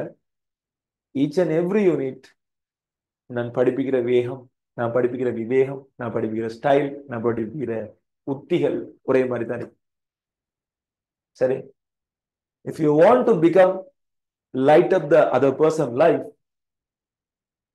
you won't become a sun, but I am sure நீங்க ஒரு சூரியனா இருந்து மட்டும்தான் இன்னொருத்தர வாழ்க்கையில லைட் அப் பண்ணணும் இல்ல. அட்லீஸ்ட் நீங்க ஒரு ஸ்ட்ரீட் லைட்டா இருந்து கூட என்ன செய்யலாம், இன்னொருத்தர வாழ்க்கையில நீங்க வெளிச்சத்தை கொண்டு வரலாம். இங்க கூலின்னு சொல்றது செயல்களை பொறுத்து இல்ல, எண்ணங்களை பொறுத்துதான். சரியா? இந்த லைஃப்ல உங்களுக்கு இறைவன் தரக்கூடிய கூலி, இறைவன் தரக்கூடிய மகிமைன்னு சொல்றது எப்படி இருக்கும்னு சொன்னால் எண்ணங்களை பொறுத்துதான் இருக்குமே தவிர செயல்களை மாத்திரம் பொறுத்திருக்காது. நீங்க ஒருத்தனுக்கு நலவு செய்யணும்னு நினைக்கிறீங்க, நீங்க ஒருத்தனுக்கு நலவு செய்யணும்னு நினைக்கிறீங்க அப்படின்னு சொன்னால் நீங்க செய்யற நலவு நீங்க என்ன செய்யணும், டிரெக்டா அவன்கிட்ட போயிட்டு தான் செய்யணும்.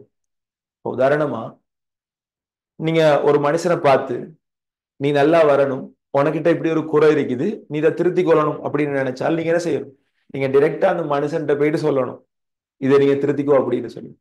நீங்க ஒரு நாளும் என்ன செய்யக்கூடாது, இன்னொரு மனுஷன்கிட்ட போயிட்டு சொல்லக்கூடாது.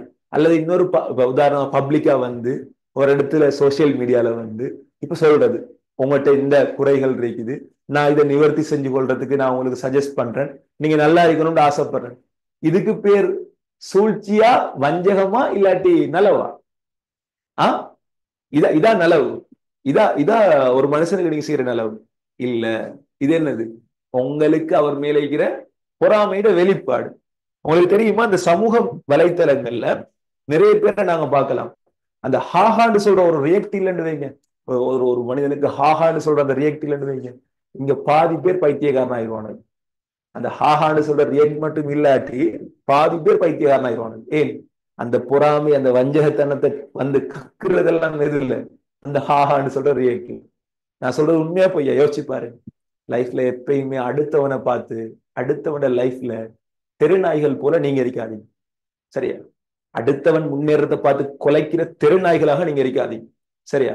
நீங்க உண்மையாகவே மனிதனாக பிறந்த பெற்றார்களுக்கு தான் பிறந்த பிள்ளைகளாக வந்திருந்தால் எப்போதும் அடுத்தவன் வளர்ச்சியில சந்தோஷப்படுங்க. போட்டி போடுங்க, பிள்ளைகள் முன்னுக்கு வாங்க, கஷ்டப்படுங்க. இன்னொருத்தன் கஷ்டப்பட்டு முன்னுக்கு வரானா ரைட், அவனை பார்த்து நீங்க நினைங்க அவனுக்கு கஷ்டப்பட்டு முன்னுக்கு வரல உண்டால் எனக்கும் கஷ்டப்பட்டு முன்னுக்கு வரலாம்.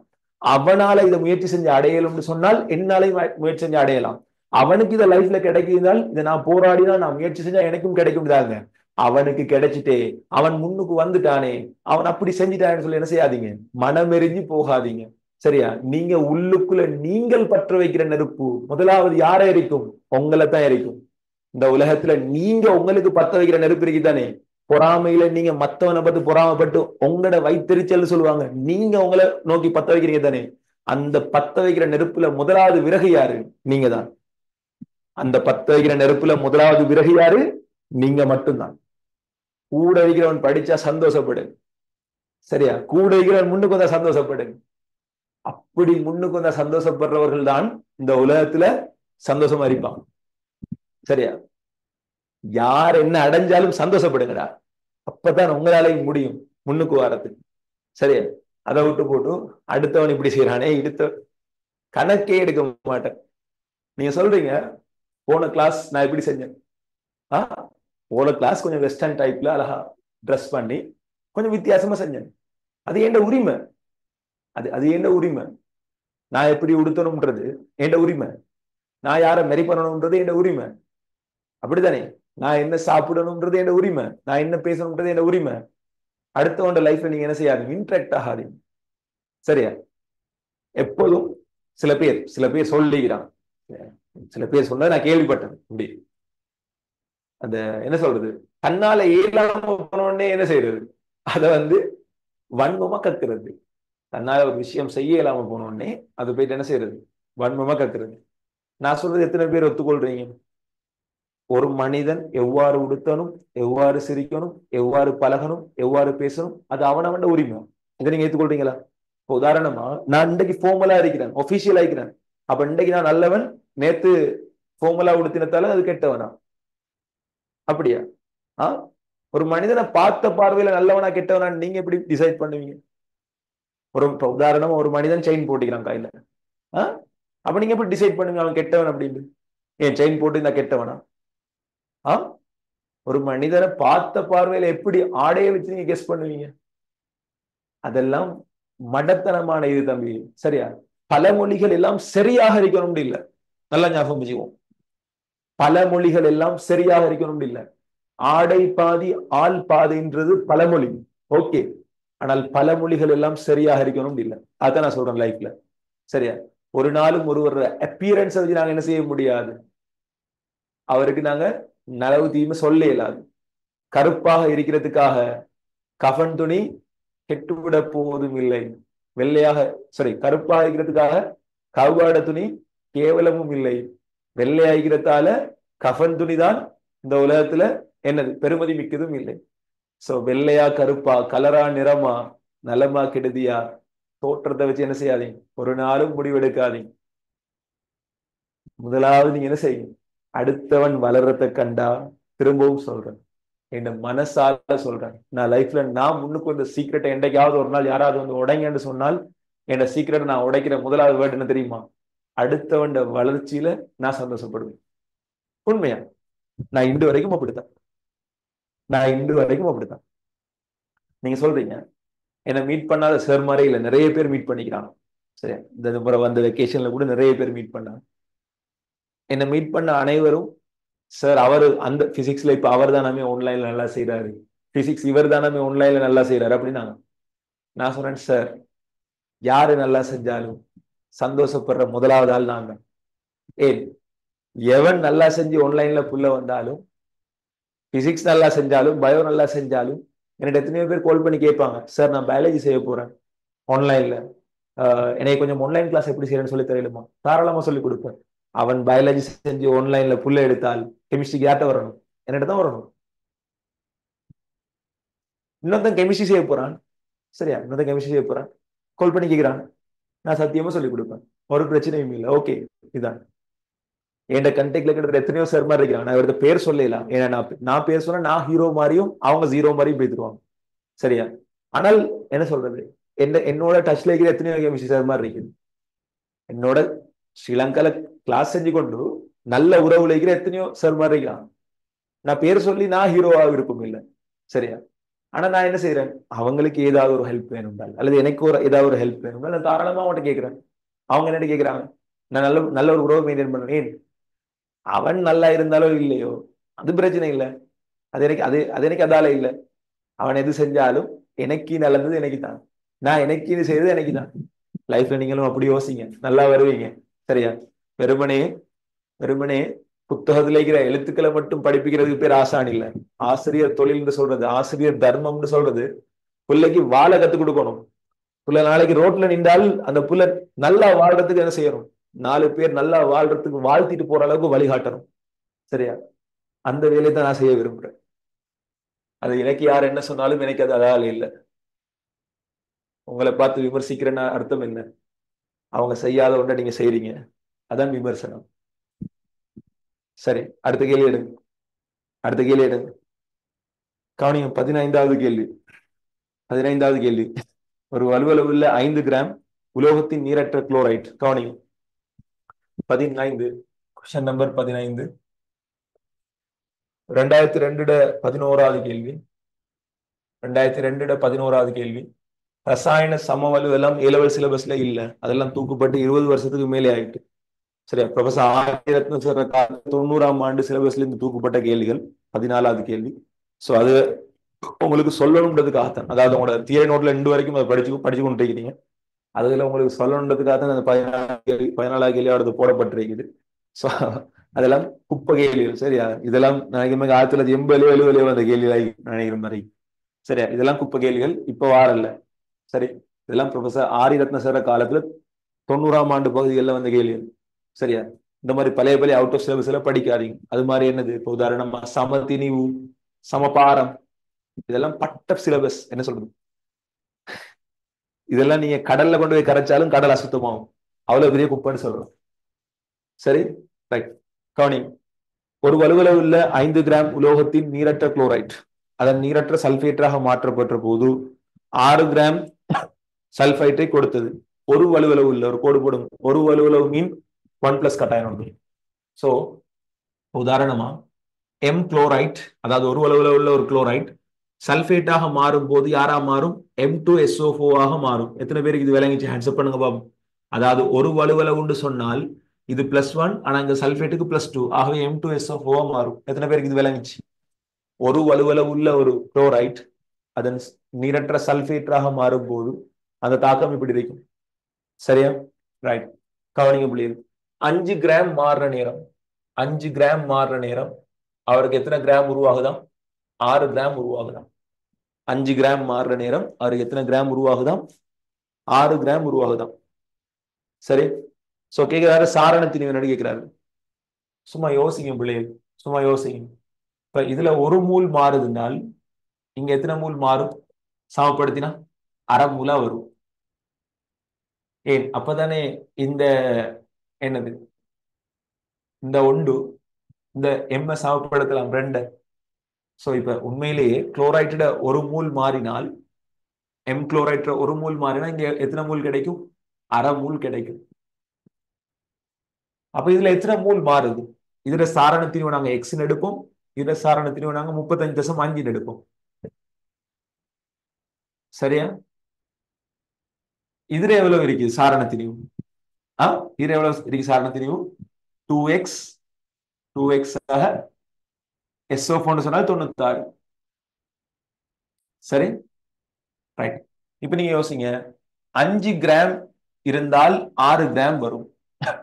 அப்ப சாரண திணிவுல எக்ஸின் கீழ் எக்ஸ் ஆக 35.5 கிராம் இருந்தால் எவ்வளவு வரும்? 2x ஆக 48 வரும். 2x ஆக 48 வரும். சரி, சோ சிம்பிளா இதுல 2x ஆக 96 அரை மடங்கு தான் வரும். அதனால ஞாபகம் வச்சுக்கோங்க, 2x ஆக 96 அரைவாசி தான் வரும். சோ சிம்பிளா அரைவாசின்றதால இதை நீங்க வெட்டி விட்டுலாம்.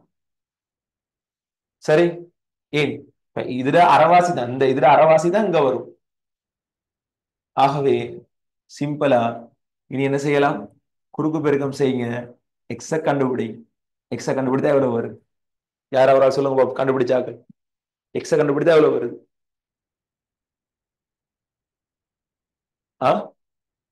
எக்ஸ கண்டுபிடித்தா எவ்வளவு வருது? 5. சோ எக்ஸ கண்டுபிடித்தா எவ்வளவு வருது?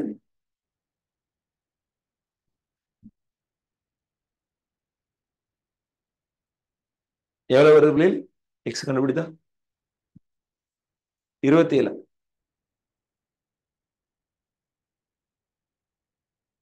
எவ்வளவு வருது சுருக்குங்க?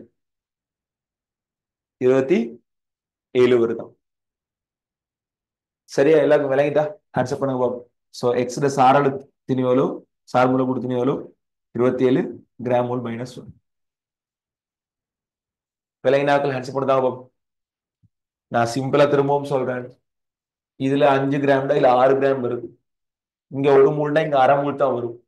ஆகவே ஆகவே நீங்க சிம்பிளா இப்படி சொல்லலாம், 5 கீழ் எக்ஸ் ஆக 35.5 அது சமன் அரை தர 6 கீழ் 2x ஆக 96.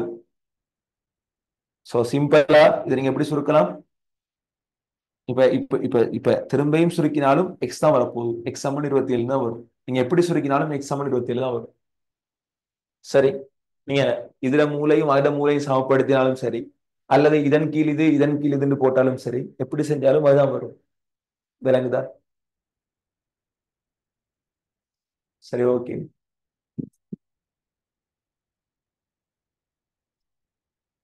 ஓகே தானே? சரியா? ஒரு விலங்கினாக்கள் ஹேண்ட்ஸ்அப் பண்ணுதாங்க பாப். விலங்கினாக்கள் ஹேண்ட்ஸ்அப் பண்ணுதா? எங்க காணல? சுருக்கல் கொஞ்சம் கஷ்டமா வந்தா அது பிறகு சத்தத்தை காணல. 16ஆவது கேள்வி பாருங்க. 16ஆவது கேள்வி பாருங்க. MsO4 டாட் XS2O ஆனது திணிவு ரீதியாக 36% நீரை கொண்டுள்ளது. சரி, பார்க்கலாம். எம்மினுடைய சல்பேட் டாட் XH2O திணிவு ரீதியாக 36% நீர் இருக்குதான். ஓகே, அப்படின்னு சொன்னால் MsO4 சதவீதம் எவ்வளவு? 64. பார்க்கலாம். எக்ஸினுடைய பெருமானம் எவ்வளவு இருக்குன்னு கேட்கிறாரு. இப்ப எங்களுக்கு அவர் தந்தது பாருங்க, சார்மூல கொடுத்து தந்திக்கிறாரு. சோ 64 அங்கால 32 160, சாரி 64 96. ஆகவே இதுல MsO4 திணிவு எவ்வளவு? 160 கிராம் மூல் -1. இப்ப நீங்களே சொல்லலாம் இப்ப MsO4 சல்பேட் திணிவு நான் சொல்றேன். 64 சொல்றது 160க்கு பொறுப்பு. ஆகவே 36 எவ்வளவு? கணக்கு பார்த்தால் 1/2. ஆகவே 80 கிராம் மூல் -1. சோ நீங்க எங்கால இருக்கக்கூடிய XH2 மொத்த சார்புல கொடுத்து எவ்வளவு வரணும்? 80 வரணும். H2 சார்புல கொடுத்து எவ்வளவு? 16 கிராம் மூல் -1. சோ இது எத்தனையா வரும்? இது எத்தனையா வரும்? 5 வரும். சோ X சமன் 5. எத்தனை பேருக்கு விளங்குச்சு? ஹேண்ட்ஸ் பண்ணுங்க பாப்போம். I 16 80. ஃபாஸ்டா தான் செய்யறேன், எனக்கு தெரியும். ஆனா எனக்கு அந்த ஃபாஸ்ட் தான் வேணும். எனக்கு ஒரு கேள்வியை பார்த்த உடனே ஒரு புள்ள இவ்வளவு ஃபாஸ்டா செய்யணும். அது என்கிட்ட படிக்கிற பிள்ளைகளுக்கு நான் பழக்கணும். அந்த அதை பழகுங்க. நீங்க நீங்க உங்களோட ஸ்லோவுக்கு என்ன இறக்காதீங்க. எந்த ஸ்பீடுக்கு நீங்க ஏறுங்க. விளங்குதா? உங்களோட ஸ்லோவுக்கு என்ன இறக்காதீங்க. எந்த ஸ்பீடுக்கு நீங்க ஏறுங்க. இது விலங்கலன்றாக்கள் கமெண்ட் ஒன்று போடலாம். விளங்கிட்டுன்றாக்கள் ஆன்சர் பண்ணலாம்.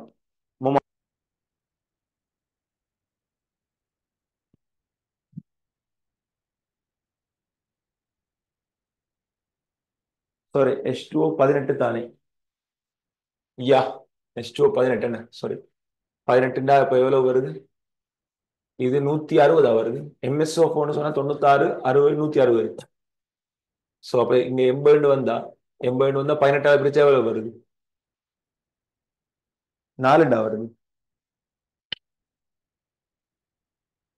சோ 80 வந்தால் 80 வந்தா சரிதான். 80 வந்தால் அதை 18 சொன்னால் 80 18 பிரிச்சா எவ்வளவு வரும்? 8 40 1 5 90 வரும். சோ 4.5 மாதிரி தான் விட வரும். 160 இல்ல 192. ஓகே, சாரி, 160 இல்ல 192. எம்முக்கு எவ்வளவு தந்திக்கிறேன்? எம்மினுடைய சல்பேட் 64 தந்திக்கிறேன். சோ SO4 எவ்வளவு வருது? 4.45. யாரு சொன்னது 160 இல்ல 192?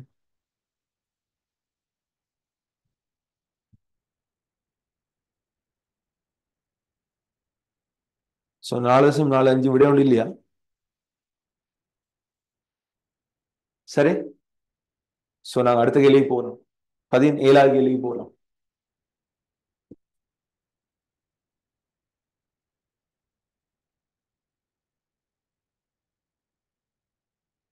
வாங்க வாங்க தமிழ்.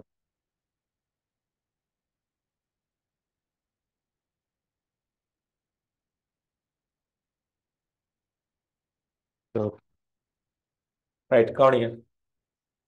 17வது கேள்வி வாங்க. 17வது கேள்வி வாங்க. அப்படி நீரேற்றிய உலோக carbonate M carbonate dot 4H2O 15.6 Gramin. சரியா? 17வது கேள்வி கவனிங்க பிள்ளைகள்.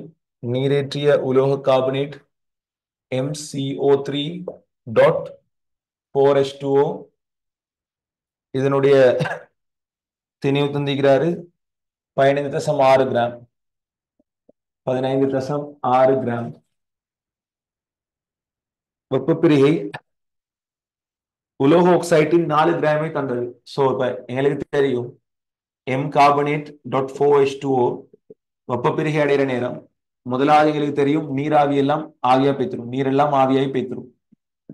சோ கார்பனேட்டோட வெப்பப்பிரிகை அடைகிறது மீளும் தாக்கம். மீளும் தாக்கத்தை போட்டிக்கிட்டால் இதுல இருந்து உங்களுக்கு என்ன வரும்? உலோக ஆக்சைடு வரும், MO.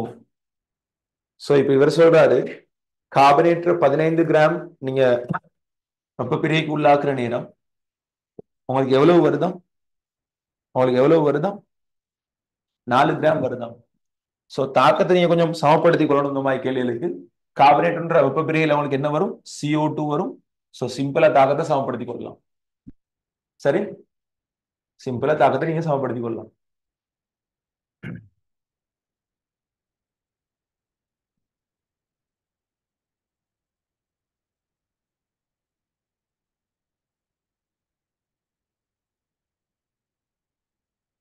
தாக்கத்தை சமப்படுத்த எவ்வளவு வருது? 4 சரிதானே? 4 8H2O. சோ உங்கால கார்பனேட் 1 2 3 சரிதானே? ரைட், தாக்கத்தை சமப்படுத்தியாச்சு. சோ இப்ப யோசிங்க 15.6 கிராம் இவர் பிரிகை செய்கிறார், 4 கிராம் ஆக்சைடு கிடைக்குது. உலோகம் எம்மின் சாரணத்தின் கேட்கிறார்.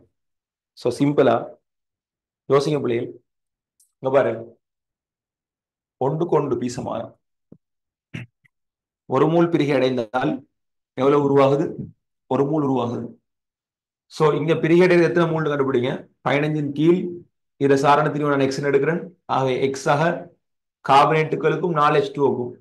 சோ எக்ஸ் ஆக அங்க நான் கார்பனேட் 50 32 48 60 60 அங்கால 132 எக்ஸ் ஆக 132 இங்கால 15 4 கீழ் எக்ஸ் ஆக 16.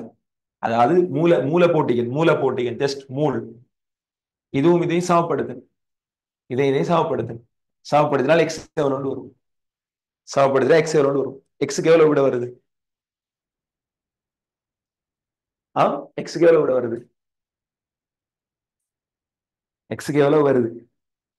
சமப்படுத்துங்க எவ்வளவு வருது? 24. Very good. சோ எக்ஸுக்கு விட வருதாம் 24 கிராம் மோல் -1. ஓகே, சரி. சிம்பிளான கேள்விகள் திரும்பவும் சொல்றேன். இதுல நீங்க கண்டுபிடிக்க வேண்டியது என்னது?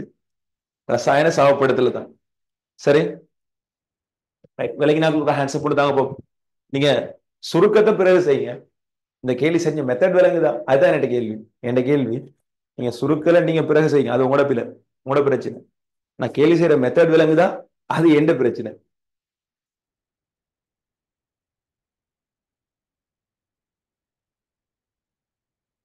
ஓகேவா? சரி, ஓகே. கவனிங்க 18வது கேள்வி. 18வது கேள்வி.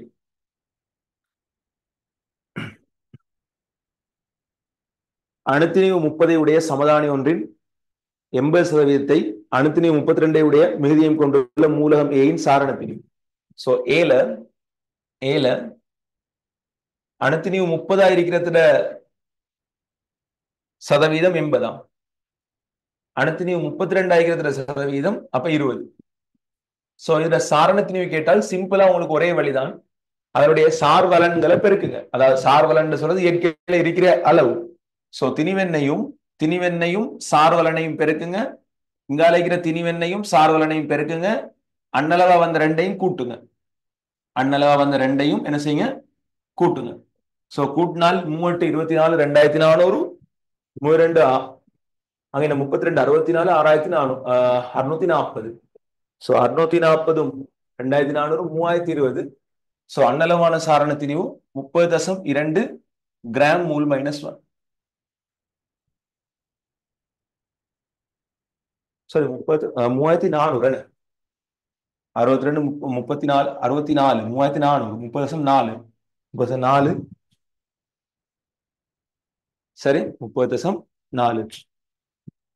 ஓகேவா? விளங்கிட்டா? இது ஆன்சர் பண்ண முடியுமா? அன்னளவாக சாரண திணிவு கண்டுபிடிக்க சொன்னா அதனுடைய திணிவெண்ணையும் அது இயற்கையில எவ்வளவு கிடைக்கின்ற சார்பலனையும் பெருக்குங்க.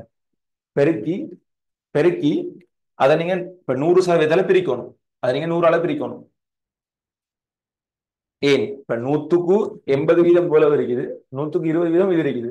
ரெண்டையும் கூட்டி என்னது சாரண திணிவு அன்னளவு காண்றீங்க.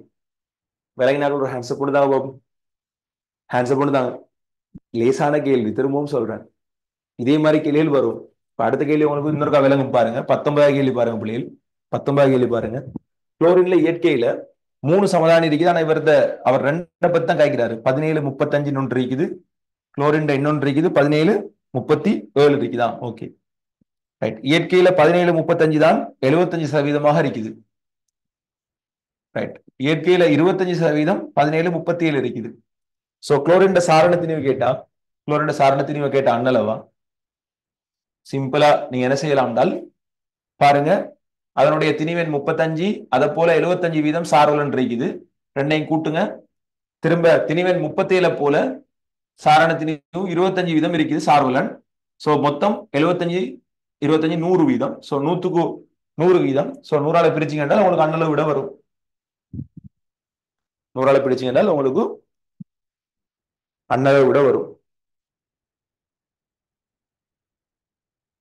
சோ 100ஆல பிரிச்சா உங்களுக்கு எவ்வளவு வருது? 36.5 36.5 36.5. Right sir. 17வது போட்டது கொஞ்சம் விலங்குல சொல்லுங்க. ஓகே இங்க பாருங்க, எந்த ஒரு தாக்கமும் நடக்கிறது பீசமான மூல் வீதத்தை அடிப்படையாக கொண்டு. சரியா? இதை சமப்படுத்தினதெல்லாம் விளங்கிட்டா? டக்கு டக்குன்னு சொல்லணுமா? கேள்வி கேட்டால் விட விட கேட்கும் போது, திரும்ப கேட்கும் போது நான் கேள்வி கேட்டதுக்கு விட சொல்லும் போது நீங்க டக்கு டக்குன்னு பதில் அளிக்கணும். இதை சமப்படுத்தினதெல்லாம் விளங்கிட்டா? Right okay. இப்ப பாருங்க, ஒரு ரசாயன சாஸ்திர சமன்பாடுன்னு சொல்றது என்ன சொல்லுது? பீசமானம் மூல் வீதத்தின்படி நடக்குது. இங்க ஒரு மூல் அழிஞ்சால் இங்க ஒரு மூல் உருவாகும். இங்க ஒரு மூல் அழிஞ்சா இங்க ஒரு மூல் உருவாகும். 15 கிராம் அழிஞ்சா 4 கிராம் உருவாகி இருக்குது. அப்ப நாங்க யோசிக்கணும், இதை மூலுக்கு மாத்தணும். மூல்னு சொல்றது என்னது? திணிவின் கீழ் சார்மூல கூட்டு திணிவு. திணிவு எங்களுக்கு தெரியும். சார்மூல கூட்டு திணிவு எங்களுக்கு தேவை. சார்மூல கூட்டு திணிவு தேவைண்டா எங்களுக்கு கார்பனுக்கு 12, ஆக்சிஜனுக்கு 16, ஹைட்ரஜனுக்கு 1, ஆக்சிஜனுக்கு 16 தெரியும். ஆனா எக்ஸுக்கு எம்முக்கு எவ்வளோன்னு தெரியா. ஆகவே எம்மோட சார்மூல கூட்டு திணிவு நான் எக்ஸுக்கு போடுறேன். சோ எக்ஸோட இது எல்லாத்துக்கும் கணக்கு பார்த்து கூட்டினா எக்ஸாக 132 தான் இரசார் மூல கூட்டு திணிவு. இரசார் மூல கூட்டு திணிவு எக்ஸாக எவ்வளவு? 16. சோ இப்ப எனக்கு இதுக்கும் ஒரு மூல் இதுக்கும் ஒரு மூல், ரெண்டரையும் பீசமானம் சமன். ஆகவே இதர மூலும் சமன். சோ எனக்கு திணிவின் கீழ் சார்மூல கூட்டு திணிவு, திணிவின் கீழ் சார்மூல கூட்டு திணிவு. சோ இப்ப கடைசா எக்ஸ கண்டுபிடிக்கலாம். விளங்கிட்டா? இப்ப விளங்கிட்டா? இதுரையும் வரை மூல் சமன். சோ கடைசா என்ன செய்யலாம்? எக்ஸ கண்டுபிடிக்கலாம். ரைட். சோ இத்துடன் எங்களோட அனைத்து வகுப்புகளை, அதாவது எங்களோட இன்றைய வகுப்பை நாங்கள் நிறைவு கொண்டுருவோம். ஸோ எங்களோட பேப்பர் கிளாஸ்ல 2வது மாடல் கிளாஸ் ஃப்ரீ கிளாஸ் இன்றையோட நிறைவுக்கு வருது. இன்ஷா அல்லாஹ் இதனுடைய வீடியோ நீங்க யூடியூப்ல பார்க்கலாம் தொடர்ச்சியாக. தியரி கிளாஸஸ்ல நான் சொன்ன மாதிரி ஃப்ரீ கிளாஸஸ் நாளை மறுதினம் முதல் ஆரம்பிப்பதற்கு ஆயத்தப்படுத்தி கொண்டிருக்கிறோம். ஸோ தேவையான மாணவர்கள் என்ன செய்யலாம், அதில் இணைந்து பயன்பெறலாம். சரி, எல்லாரும் கட்டாயம் அந்த விஷயத்துல உங்களோட சப்போர்ட்டை தருவீங்கன்னு நம்புறேன். நீங்க படிக்கிறதோட மத்தாக்களையும் படிக்கிறதுக்கு உதவி செய்வீங்கன்னு நம்புறேன்.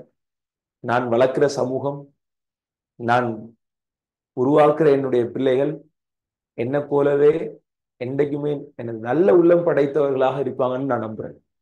மற்றவங்களுக்கு என்றைக்குமே ஒரு நாளும் ஒரு கடுகளவும் தங்களால மற்றவங்களை கஷ்டப்படுத்தாம தாங்க இருக்கிற இடத்துல மற்றவங்களுக்கு என்றைக்கும் நலவை நாடக்கூடிய பிள்ளைகளாக, அந்த சமூகமாக, அப்படி ஒரு சமூகமாக நீங்க வாழணும்னு உங்களையும் உங்கள் மீதும் என்றும் மதிப்பும் மரியாதையுடன் வைத்தனாக எல்லாம் வல்ல இறைவனிடம் உங்களுடைய நலவுகளையும் என்னுடைய நலவுகளையும் பொருந்திக் கொள்ள வேண்டும் என்று துவா செய்வதோடு இன்றைய வகுப்பை நான் நிறைவு கொண்டு வரேன். இன்றைய என்னுடைய ஜனன தினத்துல எனக்காக பிரார்த்தித்த, எனக்காக வாழ்த்து தெரிவித்த என்னுடைய அன்பு உள்ளங்கள் அனைத்துக்கும் எல்லாம் வல்ல இறைவன் கிருபை செய்யட்டும். நன்றி. அஸ்ஸலாமு அலைக்கும். வணக்கம். ஒருவர் புரிந்து கொண்டால் அடுத்தடுத்த வகுப்புகளை சந்திப்போம். சரி.